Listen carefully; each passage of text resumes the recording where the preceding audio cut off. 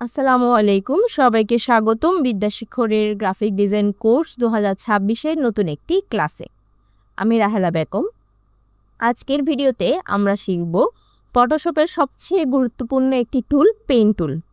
অনেকেই পেইন্ট টুল দেখে ভয় পান, কারণ এটি প্রথমে একটু কঠিন মনে হয়, কিন্তু একবার পেইন্ট টুল শিখে ফেললে আপনি খুব সহজেই logo cut, product image background remove, banner design, photo manipulation এবং প্রফেশনাল ফটো এডিটিংও করতে পারবেন। আজকের ক্লাসে আমরা কি কি শিখব তা একটু দেখে নিই। পেইন্ট টুল কি, অ্যাঙ্কর পয়েন্ট কি, স্ট্রেট লাইন ও কার্ভ কিভাবে তৈরি করবেন, পাথ কমপ্লিট, পাথ থেকে সিলেকশন, পেইন্ট টুল দিয়ে প্রফেশনাল ব্যাকগ্রাউন্ড রিমুভ করা। আমরা এখন ফটোশপে চলে যাই। ফটোশপে গিয়ে আমি একটি ফাইল ওপেন করি, দেন একটি ইমেজ ওপেন করি। আচ্ছা, আমি টুলবার থেকে দেখুন টুলবার থেকে পেন টুল সিলেক্ট করছি। পেন টুল কি? পেন টুল আসলে কোনো ব্রাশ নয়, এটি দিয়ে আমরা ছবি আঁকি না, বরং একটি পাত তৈরি করি। এই পাত ব্যবহার করে আমরা খুব নিখুঁতভাবে কোনো অবজেক্টের চারপাশ ট্রেস করতে পারি।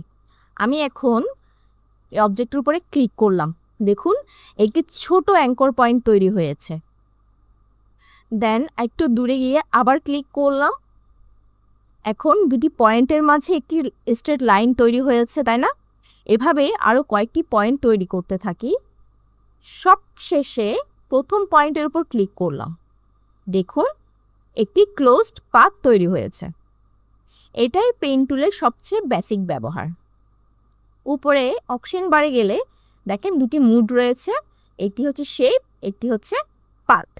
ব্যাকগ্রাউন্ড রিমুভ করার জন্য সবসময় পাথ মুড ব্যবহার করবেন। এখন আসি অ্যাঙ্কর পয়েন্ট সম্পর্কে। আমি যতবার ক্লিক করেছি ততবার একটি নতুন অ্যাঙ্কর পয়েন্ট তৈরি হয়েছে না? এই পয়েন্টগুলোই পুরো পাতের শেপ নিয়ন্ত্রণ করে। মনে রাখবেন, প্রফেশনাল কাজ করার সময় যত কম অ্যাঙ্কর পয়েন্ট ব্যবহার করবেন, রেজাল্ট তত বেশি স্মুথ এবং ক্লিন হবে। অপ্রয়োজনীয় বেশি পয়েন্ট ব্যবহার করলে পাত অনেক রাফ হয়ে যায়।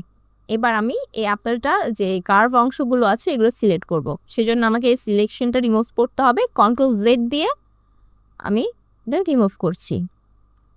আচ্ছা, এখন আমি এখানে ক্লিক করলাম, ক্লিক করে দেন এই যে কার্ভ অংশটার জন্য আমি এখানে ক্লিক করে ড্র্যাগ করছি। দেখেন এখানে কিন্তু দুটি হ্যান্ডেল বের হয়েছে। এই হ্যান্ডেল দিয়েই কার্ভ নিয়ন্ত্রণ করা হয়। হ্যান্ডেল যত লম্বা হবে কার্ভ তত বেশি স্মুথ হবে। একটি একটি করে পুরো অবজেক্টটা চারপাশের পাপ তৈরি করব আমি একটি অ্যাঙ্কর পয়েন্ট দিয়ে।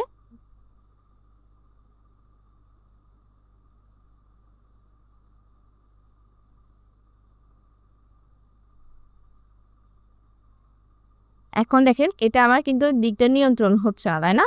আমি চাইলে এখন কন্ট্রোল এই পয়েন্টটা অল্টার চেপে হ্যান্ডেল করে অ্যাডজাস্ট করে ফেলতে পারবো কার্ভটা। দেখেছেন, অল্টার চেপে দিলে কিন্তু এই পাশের যে লাইনটা হ্যান্ডেলটা আছে এটা অফ হয়ে গেছে।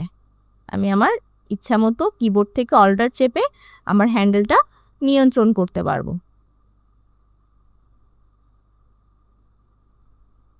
দেন সবশেষে আমি প্রথম অ্যাঙ্কর পয়েন্টের সাথে এতে ক্লিক করে আমার পার্টটা ক্লোজ করলাম, তাই না? এখন আমি মাউসের রাইট বাটন ক্লিক করে এই যে মেক সিলেকশনে ক্লিক করব। দেন আমার ফেদার রেডিয়াস রেখেছি 0.5। দেন ওকে বাটনে ক্লিক করলে আমার পার্টটা কিন্তু সিলেকশনে পরিবর্তন হয়ে গিয়েছে, তাই না? এখন আমি এখান থেকে ব্যাকগ্রাউন্ড রিমুভ করব। সিলেকশন তো তৈরি হয়ে গেল। এখন লেয়ার প্যানেলসে গিয়ে নিচ থেকে লেয়ার মার্কসে ক্লিক করব। এদিকে বলে লেয়ার মার্কস, দেখেছেন এখানে মাউস রাখলে দেখা যাচ্ছে অ্যাড লেয়ার মার্কস। এখানে ক্লিক করলে কিন্তু আমার অবজেক্টটা সুন্দরভাবে থেকে গেছে, কিন্তু ব্যাকগ্রাউন্ড হাইড হয়ে গেছে। এটাই প্রফেশনাল ব্যাকগ্রাউন্ড রিমুভ করার সবচেয়ে নিরাপদ পদ্ধতি, কারণ লেয়ার মার্কস ব্যবহার করলে অরিজিনাল ইমেজ ডিলিট হয় না, যখন ইচ্ছা এডিট করা যায়। আমি আপনাদের একটু দেখাই। আমি যদি এই দেখেন, এটা কিন্তু আমার কি মার্কসের অংশটা, আর এটা হচ্ছে আমার অরিজিনাল ইমেজ। আমি এখানে দুবার ক্লিক করি, দেখেছেন আমার কিন্তু ইমেজটা রয়ে গেছে, ডিলিট হয়নি। আমি জাস্ট ব্যাকগ্রাউন্ডটা হাইড করে রেখেছি। তাহলে আমাদের পেন টুলের কাজ আজকে ক্লিয়ার। আপনি যদি পেন টুল ভালোভাবে আয়ত্ত করতে পারেন তাহলে ফটোশপের অনেক কঠিন কাজই আপনার জন্য সহজ হয়ে যাবে।